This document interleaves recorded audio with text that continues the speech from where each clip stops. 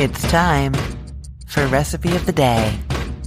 I know you want your family and friends to love the food you make, but what happens if you want to make cocktail sauce and someone in your group doesn't like horseradish? You're in quite a pickle. And actually, the solution involves pickles, sort of. So yeah, if you either are trying to make cocktail sauce without horseradish because you don't like it, or somebody in your family or friend group doesn't like it, or because you want to make cocktail sauce right now and you just realized that you don't have horseradish, I have the solution for you. This is a delicious recipe for cocktail sauce without horseradish. So the typical recipe for cocktail sauce is based on ketchup and horseradish with the additions of usually hot sauce, Worcestershire sauce, and lemon juice. So this recipe has all of those things except for the horseradish sauce and sort of except for lemon juice. So when I was trying to figure out what could make up the flavor similar to horseradish without actually being horseradish, what I came up with was to use mustard powder because it has that kind of same mustardy, spicy heat of horseradish. And then to get that briny flavor that prepared horseradish has, I've used pickle juice.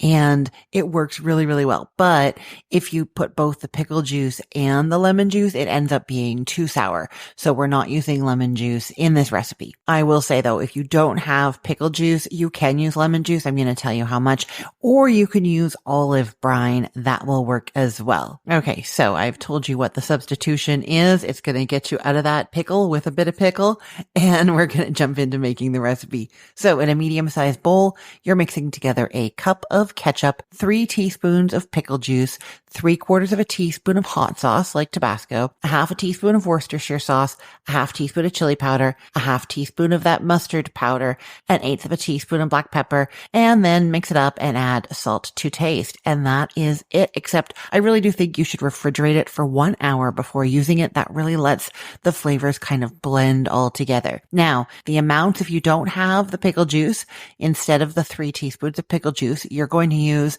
half a teaspoon of lemon juice or half a teaspoon of olive brine, and then stir it up and give it a taste and see if you want a little bit more. So this recipe is going to be enough for about 20 medium-sized shrimp. So that's enough for about 4 people. And you can absolutely serve this with your normal shrimp cocktail. I'm going to remind you, if you didn't know already, that my favorite way to cook shrimp for shrimp cocktail is to poach them directly from frozen. They end up really plump and juicy, and then you put them into an ice bath right away so they cool right down. I will link to how to cook the shrimp that way for you. And I also just want to caution you about using the cocktail sauce. This is true of just about any kind of sauce, really. You just want to scoop out the amount that you're planning to use and dip into that. If you dip into the full amount, then you have to discard anything. Anything that you have dipped a shrimp into needs to be thrown out after. You are not putting that into the fridge and keeping it for later. Now, assuming you have not dipped anything into that dip yet,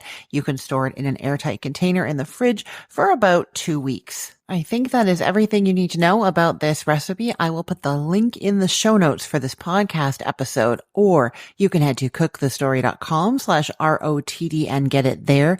Everything there is arranged by date, so it's helpful to know that today is November 21st of 2024. You can also get the recipe in our Facebook group. I post the recipe of the day every single day, 7 days a week in there, so you can always find what I'm talking about, get to the recipe, ask any questions you have.